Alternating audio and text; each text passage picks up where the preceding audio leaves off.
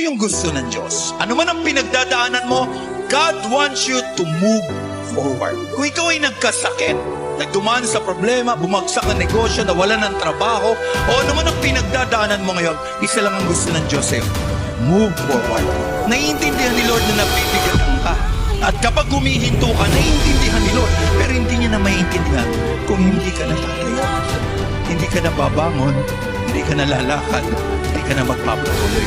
Kapag sunod-sunod na yung palo, umiyak ka kay Lord. Humingi ka ng tawad. Don't have that defeated mindset. Hindi kalooban ng Diyos na ang laman ng isip mo ay palaging natatalo ka. Ang kalooban ng Diyos, anak ka niya at mananalo ka at pagpapalain ka ng Diyos at may inihanda siyang mabuti para sa iyo. You are not born defeated. You are born a winner. Hindi ka pinanganak para matalo. Pinanganak ka para magtagumpay sa harapan ng atin. No!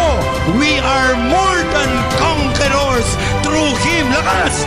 Jesus Christ will love us. Maraming bigat, dala-dala tayo. Pero tandaan mo, kahit na mabigat ang buhay, basta kasama mo ang Diyos, tagumpay ka pa rin na lumalaban sa lahat ng bigat ng buhay. Can I hear amen?